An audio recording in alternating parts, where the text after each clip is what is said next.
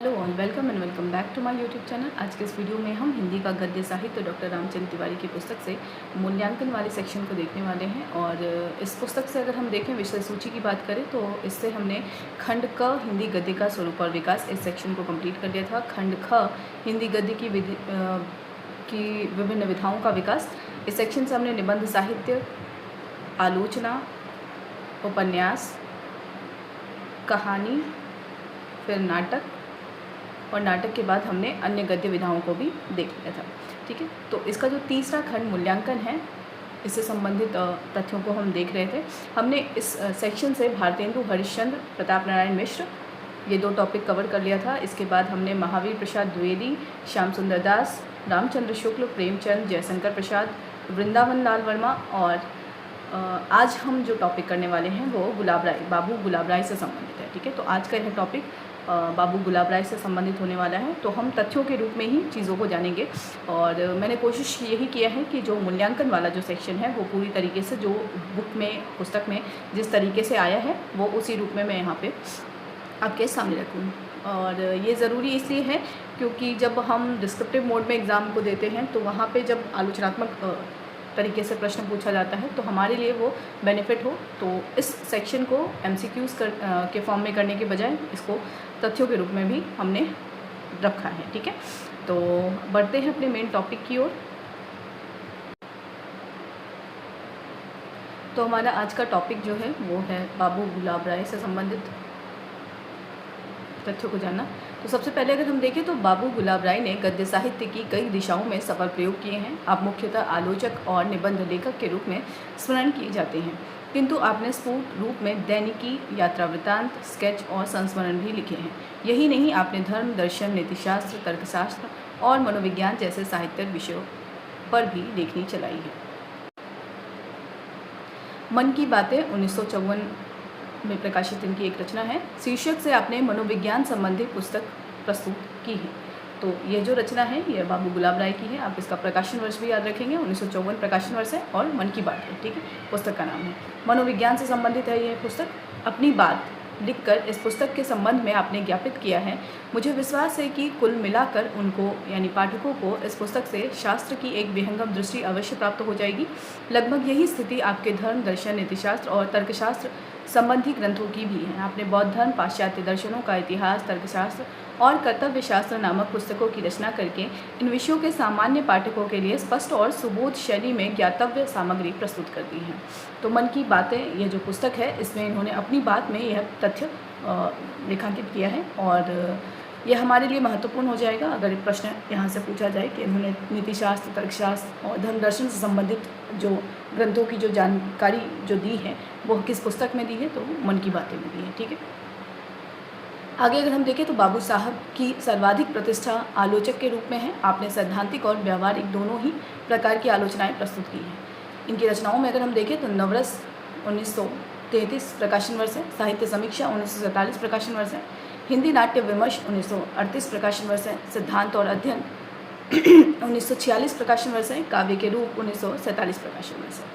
ये आपके सैद्धांतिक समीक्षा संबंधी ग्रंथ हैं। तो प्रश्न यहाँ से भी पूछा जा सकता है, यानी साहित्य समीक्षा किसकी कृति है, तो उत्तर क्या हो जाएगा, गुलाब राय। तो आप जब भी याद रखें तो कुछ ट्रिक बनाकर आप कोशिश करें सभी रचनाकारों यानी आलोचकों का विशेष रूप से आप उनके कृतियों का नाम याद रखें। ठीक है, अगला है हिंदी काव्य विमर्श 1947 प्रकाशन वर्ष और अध्ययन और आस्वाद 1956 प्रकाशन वर्ष। इसमें आपकी व्यावहारिक आलोचना का स्वरूप स्पष्ट है। तो सैद्धांतिक समीक्षा संबंधित जितने ग्रंथ हैं उनको याद रखना है, व्यावहारिक आलोचना संबंधित जितनी रचनाएं हैं उनको याद रखना है। ठीक है, अगला है रहस्यवाद और हिंदी कविता 1956 प्रकाशन वर्ष।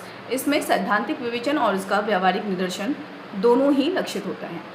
बाबू साहब के सैद्धांतिक विचारों का प्रौढ़ रूप सिद्धांत और अध्ययन एवं काव्य के रूप इन दो ग्रंथों में प्राप्त होता है। इनके आधार पर उनकी सैद्धांतिक मान्यताओं का अध्ययन भलीभांति किया जा सकता है। सैद्धांतिक मान्यताओं के संदर्भ में अब हम देखते हैं। अब हम गुलाब राय की सैद्धांतिक मान्यताओं को देखते हैं। सबसे पहला है, कहा जा सकता है कि बाबू साहब की अपनी कोई भी मान्यता नहीं है, वे स्वभावतः समन्वयवादी हैं। आपके अनुसार हर सिद्धांत या हर प्रवृत्ति किसी न किसी सत्य पर या सत्य के किसी न किसी पक्ष पर आधारित होती है। उसकी अतिवादी सीमाओं का निराकरण करके मूलभूत सत्यांश को ग्रहण किया जा सकता है। इसी दृष्टि से आपने साहित्य और काव्य संबंधी प्रत्येक सिद्धांत को महत्व देते हुए उसके तात्विक अंश को ग्रहण कर लिया है। अगला है सिद्धांत और अध्ययन। इस ग्रंथ में इन्होंने लिखा है कि ग्रंथ के उद्देश्य को स्पष्ट करते हुए आपने लिखा है, यह पुस्तक और इसका दूसरा भाग काव्य के रूप इस दृष्टि से लिखे गए हैं कि विद्यार्थियों को काव्यांगों, रसरीति, लक्षणा, व्यंजना, अलंकारों आदि का सामान्य परिचय हो जाए और उनका काव्य में स्थान समझ में आ जाए। उसी के साथ वे वर्तमान साहित्यिक समस्याओं और वादों से भी अवगत हो जाएं। इनमें पूर्व और पश्चिम के मतों का तुलनात्मक अध्ययन किया गया है। सिद्धांत और अध्ययन पुस्तक की प्रस्तावना में वो ये बात लिखते हैं और इस पुस्तक का उद्देश्य स्पष्ट करते हैं। ठीक है, तो सिद्धांत और अध्ययन यह पुस्तक गुलाब राय की है और इसका दूसरा भाग जो है वो है काव्य के रूप। ठीक है, ये भी याद रखेंगे, दूसरा भाग क्या है, काव्य के रूप। अगला है उपयुक्त कथन से प्रकट है कि बाबू साहब ने काव्य संबंधी समस्त वादों और सिद्धांतों का परिचय प्रस्तुत करते हुए पाश्चात्य और भारतीय मतों में तुलना के आधार पर सामंजस्य स्थापित करने की चेष्टा की है। आपने प्रायः हर अध्याय के अंत में समन्वय शीर्षक से पूर्व विवेचित मतों में लक्षित होने वाले विरोधों का परिहार कर दिया है और उनमें अंतर्निहित एकता को उभारने की चेष्टा की है। ठीक है, तो यह भी एक महत्वपूर्ण तथ्य है, यानी इस पुस्तक के हर एक अंश के बाद यानी हर अध्याय के अंत में इन्होंने समन्वय नाम से एक शीर्षक डाला है और उसमें जितने भी विरोध अब तक दर्ज किए गए हैं उसको स्पष्ट करने का प्रयास किया है। अगला देखते हैं, आलोचना संबंधी अपनी मान्यताओं का स्वयं विश्लेषण करते हुए आपने जो तथ्य प्रस्तुत किए हैं उनसे भी उपयुक्त कथन की ही पुष्टि होती है। यह सब होते हुए भी मुझे यह कहने में संकोच नहीं कि बाबू साहब ने रस सिद्धांत को अधिक महत्व दिया है, वे स्वयं कहते हैं। अब अगर हम देखें तो कहीं ना कहीं रस सिद्धांत की ओर इनका झुकाव अधिक दिखाई देता है। वो स्वयं क्या कहते हैं, मैंने कला पक्ष की अवहेलना न करते हुए भी भाव पक्ष को अधिक मुख्यता दी है। अध्ययन और आस्वाद जो इनकी पुस्तक है उसमें वो लिखते हैं कि उन्होंने कला पक्ष की अवहेलना नहीं की है लेकिन भाव पक्ष को अधिक प्रमुखता दी है। भाव पक्ष को मुख्यता देने का तात्पर्य यही है कि रस की महत्ता को स्वीकार करना। अगली जो पुस्तक है इनकी वो है सिद्धांत और अध्ययन। इसमें काव्य की आत्मा का विवेचन करते हुए आपने सभी भारतीय मतों, अलंकारों, वक्रोक्ति, रीति, ध्वनि और रस की चर्चा की है। सभी को यथोचित महत्व दिया है किंतु अंत में रस का उल्लेख करते हुए आप भाव विह्वल हो गए हैं। तो इस रूप में भी अगर हम देखें तो रसवादी या रस सिद्धांत को इन्होंने मान्यता या कह सकते हैं प्रमुखता दी है। आपने लिखा है, रस में कर्ता यानी कवि, कृति यानी काव्य और भोक्ता यानी पाठक तीनों को ही समान महत्व मिलता है। उसमें प्रभाव है, गति है और जीवन की तरलता है। वह कवि के हिमगिरी से विशाल, रत्नाकर से विस्तृत और गंभीर हृदय स्रोत से निःसृत होकर कृति रूप में प्रवाहित होता हुआ पाठक के हृदय को अप्लावित करता है। इसी से वह रस यानी जल के अर्थ में अपना नाम सार्थक करता है। आस्वाद्य होने के कारण वह रसना के रस की भी समान धर्मिता संपादित करने में समर्थ रहता है। म्लान और नियमान हृदयों को संजीवनी शक्ति प्रदान कर आयुर्वेदिक रस के गुणों को अपनाता है। काव्य का सार होने के कारण उसमें फलों के रस की भी अभिव्यक्ति है। रस अर्थात आनंद उसका निजी रूप है। वह रमणीयता का चरम लक्ष्य है और अर्थ की अर्थस्वरूपा ध्वनि का भी विश्राम स्थल है। इसलिए वह परमार्थ है, स्वयं प्रकाश्य, चिन्मय, अखंड, ब्रह्मानंद सहोदर है, रसो वह जन। सिद्धांत और अध्ययन पुस्तक में उन्होंने यह बात लिखी है और रसो वह सह, ये जो तैतरीय उपनिषद का जो ये कथन है ये वहाँ से उद्धृत है और रस की इस महत्ता को गुलाब राय ने भी स्वीकारा है। अगला अगर हम देखें तो बाबू साहब के ये उद्गार उनके रस संबंधी मानसिक झुकाव के द्योतक हैं। अन्य सिद्धांतों के विवेचन में वे तटस्थ रह सके हैं किंतु यहाँ उनका चित्र आर्द्र हो गया है। बाबू साहब ने सबसे पहले नवरस नामक सिद्धांत ग्रंथ की रचना की थी। इससे भी उनके रस सिद्धांत संबंधी लगाव की सूचना मिलती है। तो यहाँ आपके पास एक और कृति आ गई है, नवरस। ठीक है, अब अगर हम देखें तो रस का मनोवैज्ञानिक विवेचन गुलाब राय किस रूप में करते हैं उसको हम देख लेते हैं। बाबू गुलाब राय ने नवरस 1933 ग्रंथ में ही कदाचित हिंदी के आलोचकों में सबसे पहले रस सिद्धांत का मनोवैज्ञानिक विवेचन प्रस्तुत किया था। इन्होंने सिद्धांत और अध्ययन पुस्तक में यह विवेचन और परिष्कृत होकर सामने आया है। पाश्चात्य मनोविज्ञान में मनोवेगों और भावों का अध्ययन किया गया है। हमारे यहाँ रस सिद्धांत में भी भावों का विवेचन मिलता है। बाबू साहब के अनुसार काव्य की आत्मा सिद्धांत और अध्ययन में यह विवेचन और परिष्कृत होकर सामने आया है। पाश्चात्य मनोविज्ञान में मनोवेगों और भावों का अध्ययन किया गया है। हमारे यहाँ रस सिद्धांत में भी भावों का विवेचन मिलता है। बाबू साहब के अनुसार काव्य की आत्मा रस के निरूपण में मनोवेगों से संबंध रखने वाली बहुत कुछ सामग्री उपलब्ध हो सकती है। सिद्धांत और अध्ययन पुस्तक में उन्होंने ये बात लिखी है। आपने रस और मनोवेग शीर्षक देकर रसों के अंतर्गत आने वाले मनोवेगों के रस सिद्धांत के अनुसार किए गए विवेचन की मनोवैज्ञानिकता पर भी विचार किया है। तो रस और मनोवेग, ठीक है, यह भी इन्होंने एक शीर्षक दिया है। कौन सी पुस्तक में? सिद्धांत और अध्ययन वाली पुस्तक में।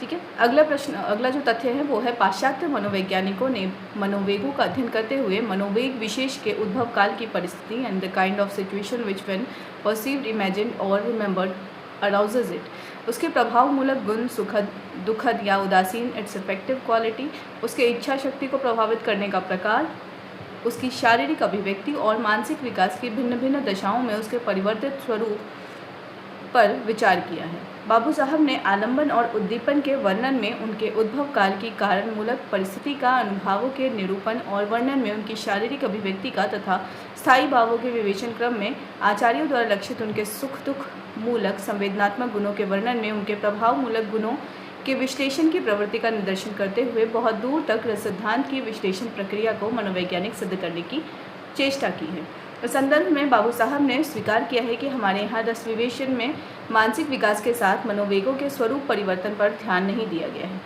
उदाहरण के लिए बालकों में भय या क्रोध की जो स्थिति होगी, प्रौढ़ों में वही स्थिति नहीं होगी। रस सिद्धांत इस सापेक्षत्व पर ध्यान नहीं देता है।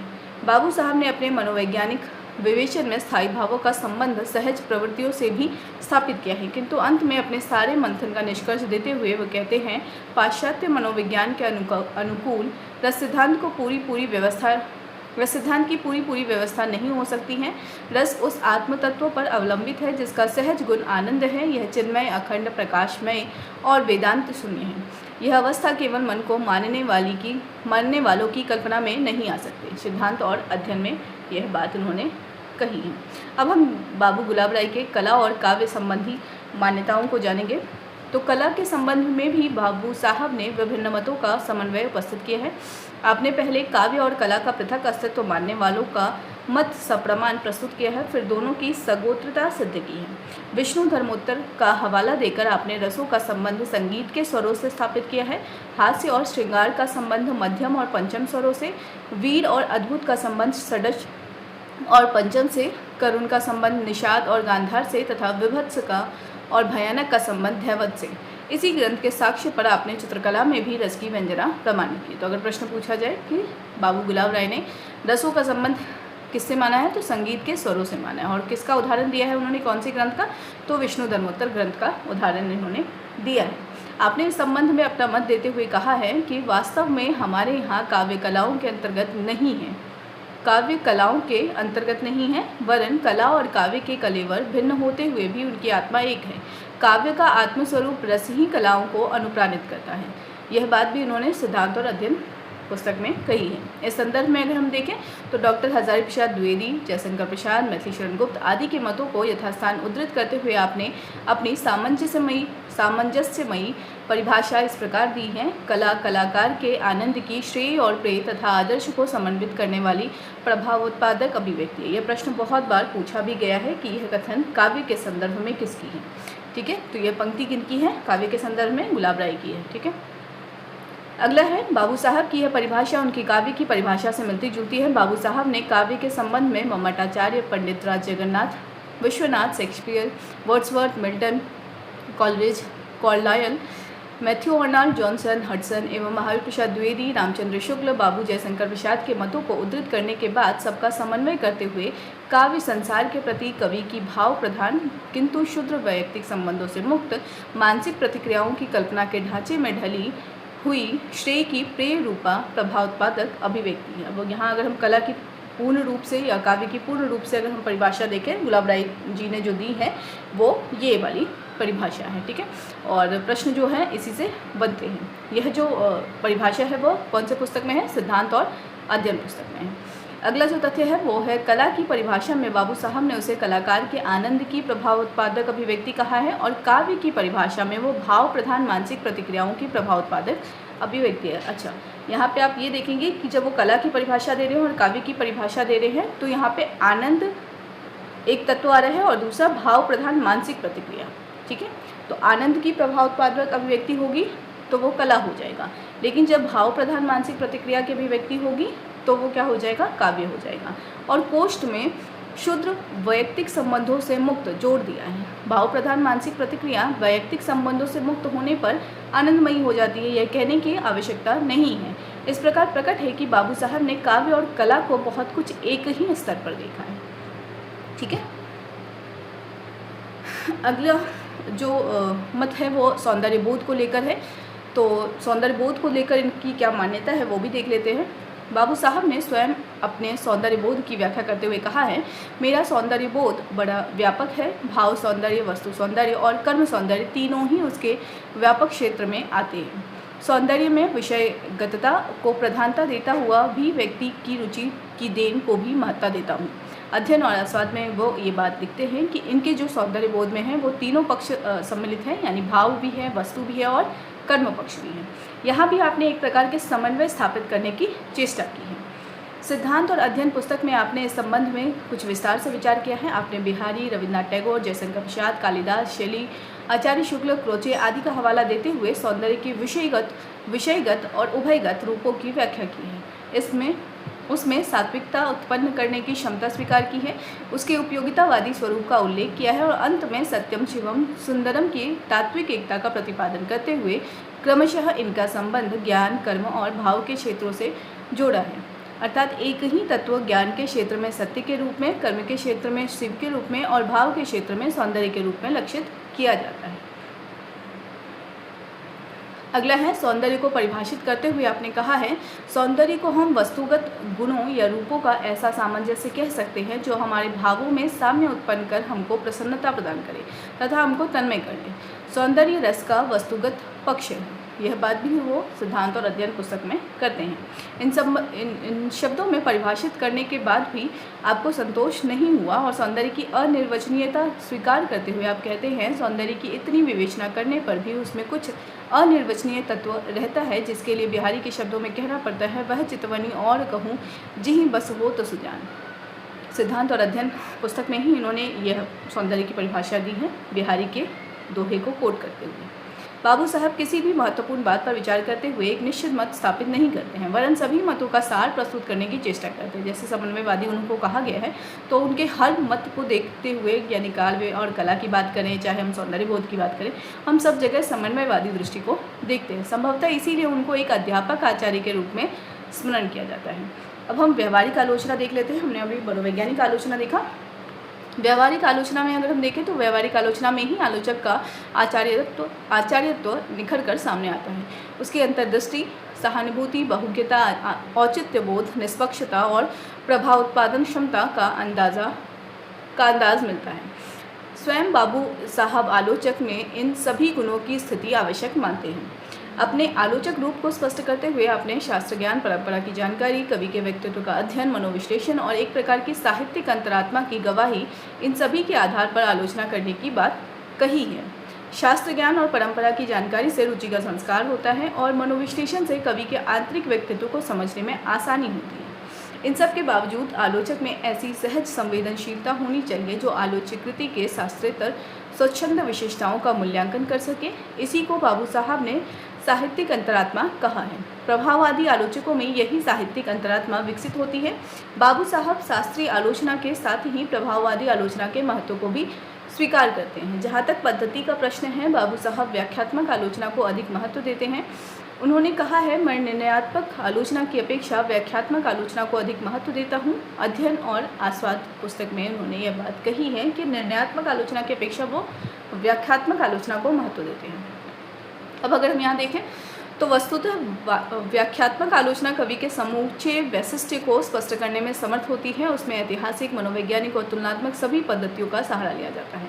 बाबू साहब ने अपनी व्यवहारिक आलोचनाओं में इसी व्याख्यात्मक पद्धति का प्रयोग किया है। व्यवहारिक आलोचना संबंधित आपके दो ग्रंथ हैं, काव्य विमर्श और अध्ययन और आस्वाद। काव्य विमर्श में तो हिंदी साहित्य के प्रायः सभी प्रमुख कवियों के संबंध में छात्रोपयोगी ज्ञातव्य सामग्री प्रस्तुत कर दी गई है। तो काव्य विमर्श पुस्तक अगर आपके पास है तो आप देख सकते हैं कि उनमें किन किन कवियों को शामिल किया गया है। अगला है अध्ययन और आस्वाद का स्तर कुछ ऊंचा है, किंतु इन दोनों ही कृतियों में व्याख्या का वह स्तर लक्षित नहीं होता जो आचार्य शुक्ल की आलोचनाओं में प्राप्त होता है। बाबू साहब ने कवि या कृति विशेष की व्याख्या करते हुए महत्वपूर्ण तथ्यों को क्रमबद्ध प्रस्तुत करके उचित उद्धरणों से उनकी पुष्टि मात्र की है। उदाहरण के लिए बाबू साहब की कामायनी की भावमूलक व्याख्या को लीजिए। इसमें कामायनी की व्याख्या करते हुए उन्होंने मानव की आत्मचेतना, मनु का सजीव चित्र, चिंता, बुद्धि और चिंता का साहचर्य, मनु का नैराश्य, आशापूर्ण आस्तिकता, जीवन इच्छा की जागृति, विषाद की पुनरावृत्ति, सात्विक कर्म, श्रद्धा का आगमन, प्रवृत्ति का उपदेश, जीवन का महत्व, श्रद्धा का समर्पण, काम द्वारा श्रद्धा का परिचय, काम का शुद्ध रूप, वासना का उदय, सौंदर्य के दो पक्ष, सकाम कर्म, ईर्ष्या का अंकुर, नियति चक्र, ईड़ा का आकर्षण, सभ्यता की 3 श्रेणियां, विद्रोह, श्रद्धा का पुनरागमन, ईड़ा का पश्चाताप, समरसता, श्रद्धा का सहारा, समन्वय की ओर, इच्छालोक, कर्मलोक, ज्ञानलोक, भावलोक, श्रद्धा का अस्तित्व चमत्कारिक, पूर्ण समन्वय, वैर का समन, आनंद की झलक। शिक्षकों से जो व्याख्या प्रस्तुत की है वह एक प्रकार से कामायनी की कथा में निहित भावसूत्रों का क्रमबद्ध उद्घाटन मात्र है। कवि द्वारा प्रस्तुत जीवन दर्शन के औचित्य को लेकर विमर्श नहीं किया गया है। बाबू साहब की व्याख्यात्मक आलोचना प्रायः इसी कोटि की है। तो यहाँ तक हमने देखा इनकी व्यवहारिक आलोचना को। आगे हमारा जो टॉपिक है वो इतिहास लेखक बाबू गुलाब राय के संदर्भ में। पहला तथ्य है, बाबू गुलाब राय ने हिंदी साहित्य का सुबोध इतिहास 1938 में लिखा है। तो अगर प्रश्न पूछा जाए हिंदी साहित्य का सुबोध इतिहास किसने लिखा है, तो उत्तर क्या होगा, बाबू गुलाब राय ने। यह इतिहास इतना लोकप्रिय हुआ कि अब तक इसके 36 संस्करण हो चुके हैं। इस पुस्तक में बाबू साहब ने आरंभ में हिंदी की पूर्व की भाषाओं, वैदिक संस्कृत पहली प्राकृत या पाली, दूसरी प्राकृत, अपभ्रंश, प्राचीन हिंदी, हिंदी की प्रादेशिक उपभाषाओं, राजस्थानी ब्रजभाषा, पिंगल, अवधी, मैथिली या बिहारी तथा हिंदी साहित्य के इतिहास ग्रंथों गारसा दत्तासी कृत इस्तवार दलाल literature and Hindustani, Shiv Singh Saroj, sir George Grierson कृत modern vernacular literature of Hindustan, Mishra Bandhu Vinod, Edwin Greaves कृत a sketch of Hindi literature और FEK कृत हिस्ट्री ऑफ हिंदी लिटरेचर आदि का संक्षिप्त उल्लेख किया है। FEK होगा, FEK कृत, ठीक है, हिस्ट्री ऑफ हिंदी लिटरेचर।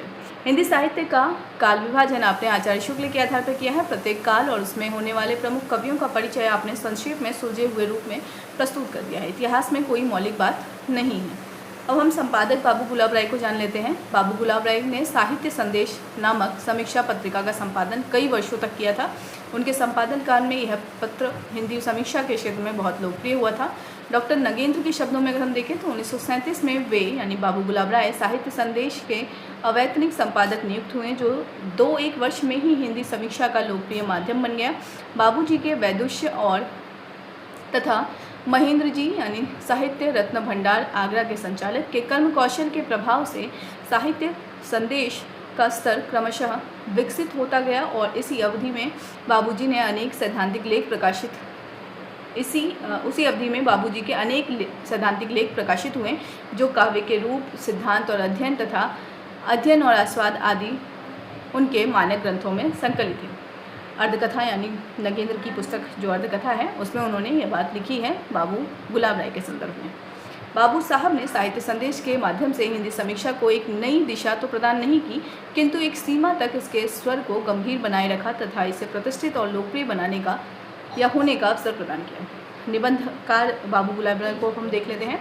बाबू साहब के कई निबंध संग्रह प्रकाशित हुए हैं। इसमें अगर हम पहला देखें तो ठलुआ क्लब है 1921 प्रकाशन वर्ष, फिल्म निराशा क्यों 1918 प्रकाशन वर्ष, मेरे निबंध 1955 प्रकाशन वर्ष, कुछ उथले कुछ गहरे 1955 प्रकाशन वर्ष, अध्ययन और आस्वाद 1956 प्रकाशन वर्ष। मनोवैज्ञानिक निबंध एक अलग है इनकी रचना। जीवन रश्मि चर्या होना चाहिए, जीवन रश्मि चर्या होना चाहिए। एक सेकंड देख लेते हैं।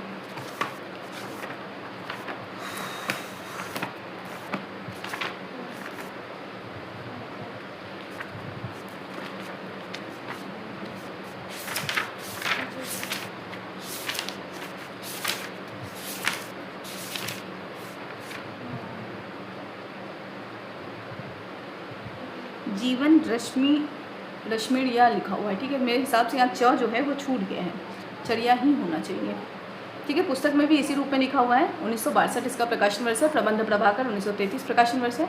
मेरी असफलताएं 1961 प्रकाशन वर्ष है। राष्ट्रीयता 1946 प्रकाशन वर्ष है। आदि पुस्तक में विविध विषयों पर लिखे गए आपके सैकड़ों निबंध संग्रहित हैं। ये निबंध वस्तुनिष्ठ और आत्मव्यंजक दोनों ही प्रकार के हैं। बाबू साहब के आलोचनात्मक निबंध प्रायः वस्तुनिष्ठ हैं। दर्शन, मनोविज्ञान, राजनीति आदि विषयों पर लिखते हुए बाबू साहब को प्रायः वस्तुनिष्ठ होना पड़ा है। प्रबंध प्रभाकर में संग्रहित वैज्ञानिक आविष्कारों का महत्व, नागरिक के कर्तव्य और अधिकार, ग्राम सुधार, गांधीवाद, समाजवाद, साम्यवाद आदि निबंध इसी कोटि के हैं। विषय वैविध्य की दृष्टि से बाबू साहब का निबंध साहित्य सर्वाधिक समृद्ध कहा जाएगा। ठीक है, प्रश्न यहाँ से ये भी पूछा जा सकता है, प्रबंध प्रभाकर में कौन से निबंध संग्रहित है? तो निबंधों के नाम कौन कौन से हैं? वैज्ञानिक आविष्कारों का महत्व एक निबंध है, नागरिक के कर्तव्य और अधिकार है एक निबंध, ग्राम सुधार है एक निबंध, गांधीवाद भी है, समाजवाद भी है और साम्यवाद भी है। इस तरह के निबंध किसमें संग्रहित है? प्रबंध प्रभाकर। यूँ बाबू साहब के दार्शनिक और मनोवैज्ञानिक निबंधों में भी शैली का निजीपन लक्षित होता है, क्योंकि आपने कथ्य को सहज और रुचिकर बनाकर प्रस्तुत किया है, किंतु आत्मव्यंजना की दृष्टि से मेरी असफलताएं के अंतर्गत संग्रहित निबंध अधिक महत्वपूर्ण है। यह संग्रह इस बात का प्रमाण है कि आत्मव्यंजक निबंध संस्मरण, यात्रा वर्णन, स्केच और आत्मकथा आदि एक ही गोत्र की गद्य विधाएं हैं। इस पुस्तक में अलग अलग शीर्षकों से लिखा गया हर गद्यबंध अपने आप में एक आत्मव्यंजक निबंध है। सबको मिलाकर विचार करें तो यह एक प्रकार की आत्मकथा है। इसमें लेखक ने अपने गुरुदेवों को नमन करते हुए उनको जिस रूप में स्मरण किया है वह संस्मरण है। अपने एक शिकारपुरी मित्र का जो खाका खींचा है वह स्केच बन गया है। जो अपने कसौली यात्रा का जो वर्णन किया है वह यात्रा साहित्य की सरसता से ओतप्रोत है। अपने निबंधों के विषय में स्वयं बाबू साहब ने लिखा है कि मैं अपने निबंधों में अपेक्षाकृत वैज्ञानिक और विषयगत होते हुए भी उनकी साहित्यिकता को अक्षुण्ण रख सका हूँ। यही मेरे लेखन की विशेषता है। मेरे निबंध में उन्होंने लिखा है और उसकी भूमिका में उन्होंने ये बात लिखी है। हास्य और व्यंग के रूप में अगर हम देखें तो बाबू गुलाब साहब के आत्मव्यंजक निबंधों में हास्य और व्यंग का पुट स्वस्थ और सहज रूप में मिलता है। इन निबंधों में वे इतने तटस्थ हैं कि स्वयं अपने पर खुलकर व्यंग कर लेते हैं। उन्होंने लिखा है, मैंने आप लोगों के मनोरंजन के लिए स्वयं अपने को ही बलि का बकरा बनाया है। यदि मेरे साथ दो एक सज्जन भी लपेटे में आ गए हों तो उनसे मैं हार्दिक क्षमा चाहता हूँ। मैं अपने जीवन की असफलताओं पर स्वयं हंसा हूँ। तो मेरी असफलताएँ, ये जो निबंध है इसमें कहीं ना कहीं हास्य और व्यंग का पुट मिलेगा। बाबू साहब ने हास्य की सृष्टि के लिए कुछ खास नुस्खों का प्रयोग किया है। आपने प्रायः संस्कृत की कहावतों और प्रयोगों में वक्रतापूर्ण परिवर्तन करके श्लिष्ट शब्दावली का प्रयोग करके लाक्षणिक प्रयोगों को विधात्मक बनाकर प्राचीन संदर्भों को आधुनिक परिस्थितियों पर फिट करके और बेमेल बातों को मिलाकर हास्य उत्पन्न किया है। दर्शन, मनोविज्ञान और तर्कशास्त्र आदि कई ज्ञान क्षेत्रों में प्रवेश होने के कारण आपको बेमेल संदर्भों को एकत्र करने में सरलता हुई है। बाबू साहब का हास्य शिष्ट और साहित्यिक है, उससे किसी के प्रति कटुता का बोध नहीं होता। उन्होंने यदि व्यंग भी किया है तो अपने पर या अपनों पर, इसलिए दूसरे उनके साहित्य को पढ़ते हुए आराम से हास्य के शीटों का आनंद ले सकते हैं। भाषा और शैली के संदर्भ में अगर हम देखें तो बाबू साहब की भाषा विषय सापेक्ष है। सैद्धांतिक ग्रंथों में वह संयत, गंभीर और तत्सम प्रधान है। व्यावहारिक आलोचना में वह आलोच्य विषय के अनुकूल, सरल, सरस, गंभीर, भावतरल और प्रवाहमयी हो गई है। आत्मव्यंजक निबंधों में उसका रूप बाबू साहब की सहज विनोदी प्रवृत्ति के अधिक अनुकूल है। उन्हें किसी विशेष तरह की भाषा के प्रति आग्रह नहीं है। सरल, सुगम, व्यवहारिक भाषा, तत्सम प्रधान आलंकारिक काव्यमयी भाषा, तर्कयुक्त बौद्धिक एवं वैचारिक विश्लेषण प्रधान गंभीर भाषा, सभी का प्रयोग उन्होंने यथास्थान अवसर के अनुकूल किया है। वे संस्कृत, अंग्रेजी, उर्दू, फारसी सभी भाषाओं से शब्द चयन कर लेते हैं। अंग्रेजी के शब्दों में संस्कृत की विभक्तियां लगाकर शब्द बना लेते हैं। जगह जगह संस्कृत की उक्तियों और कहावतों का प्रयोग करते चलते हैं। हिंदी के प्राचीन नवीन कवियों की पंक्तियों को उद्धृत करते रहते हैं। अंग्रेजी के शब्दों को निसंकोच प्रयोग करते हैं। ऐसा लगता है भाषा के क्षेत्र में भी उन्होंने समन्वयवादी दृष्टिकोण अपनाया है। यदि आपकी आलोचना की भाषा स्पष्ट और प्रांजल है तो आत्मव्यंजक निबंधों की भाषा सजीव और आकर्षक है। मुहावरों, कहावतों, लोकोक्तियों और सूक्तियों का प्रयोग करने में आपकी पूरी दिलचस्पी है। तात्पर्य यह है कि आपके दृष्टिकोण और व्यक्तित्व ने आपकी भाषा को पूर्णतः प्रभावित किया है। शैली को परिभाषित करते हुए बाबू साहब ने कहा है कि शैली अभिव्यक्ति के उन गुणों को कहते हैं जिन्हें लेखक या कवि अपने मन के प्रभाव को समान रूप में दूसरों तक पहुँचाने के लिए अपनाता है। बाबू साहब अपने मन की बात सहजता के साथ पाठकों तक पहुंचाने में समर्थ हैं। गंभीर विषयों को भी उन्होंने प्रसन्न शैली में व्यक्त किया है। उनकी अभिव्यक्ति भंगिमा में निजता होते हुए भी विषय की मर्यादा सुरक्षित है। शैली की दृष्टि से निबंधों का वर्गीकरण करते हुए उन्होंने वर्णनात्मक, विवरणात्मक, विचारात्मक, भावात्मक के 4 प्रकार स्वीकार किए हैं। वर्णनात्मक शैली देश के आयाम से संबंध होने के कारण वस्तु के स्थितिशील रूप के वर्णन में उपयोगी होती है। विवरणात्मक शैली काल के आयाम से संबंध होने के कारण वस्तु के गतिशील रूप के वर्णन में आवश्यक होती है। विचारात्मक शैली का संबंध विशेष मस्तिष्क से है और भावनात्मक शैली हृदय के राग तत्व से संबंध है। बाबू साहब ने 4 प्रकार के निबंधों की रचना की है। अध्ययन और आस्वाद के निबंध विचारात्मक शैली में लिखे गए हैं। शैल शिखर पर शीर्षक निबंध विवरणात्मक शैली में है और कॉलेज जीवन के 10 गुरु शीर्षक निबंध में वर्णनात्मक शैली का प्राधान्य है। शुद्ध भावात्मक शैली में बाबू साहब ने बहुत कम लिखा है। यो उनके विचारात्मक निबंधों में भी भाव तत्व की कमी नहीं है। अपनी भाषा और शैली के विषय में बाबू साहब ने स्वयं कुछ विचार व्यक्त किए हैं। ठोक पीट कर लेखक राज निबंध की तीसरी किस्त में आप लिखते हैं, मेरी शैली में बहुत से दोष हैं जो कभी कभी उसके गुणों को दबा लेते हैं। मैं अपनी भाषा को आडंबर पूर्ण बनाने से बचता हूँ, लेकिन सरल भाषा को गौरवशालिनी बनाना मुझे नहीं आता। इसी कारण मेरी एक सेकेंड है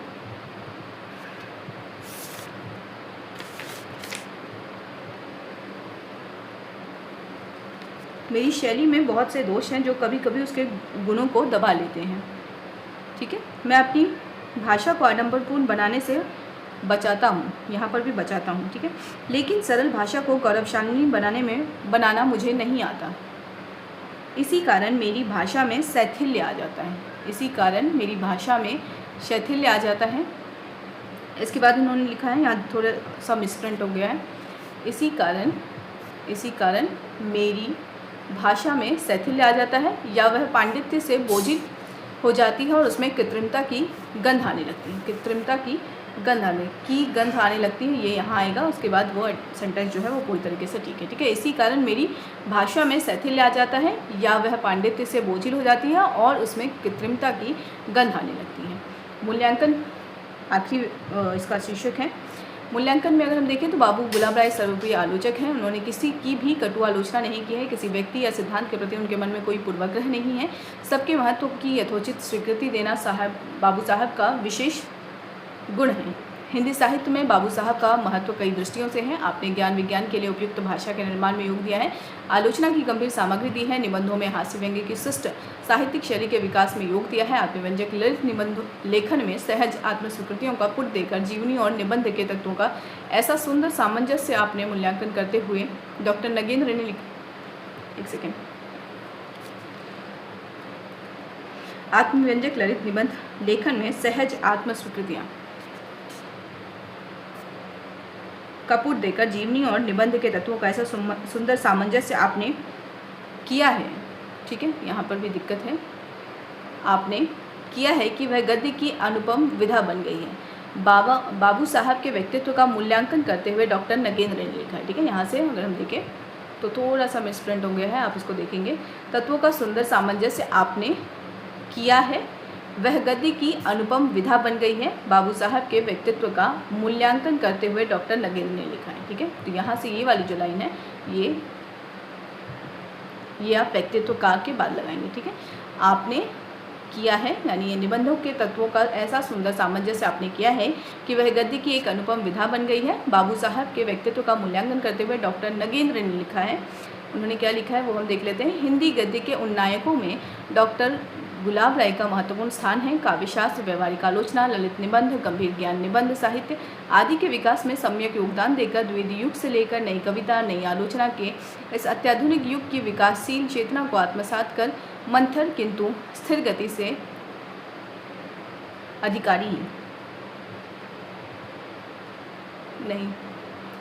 स्थिर गति से एक सेकंड यहाँ पे आत्मसात कर किंतु स्थिर गति से आगे बढ़ता हुआ, यहाँ एक और चीज़ हो गया। ठीक है, किंतु स्थिर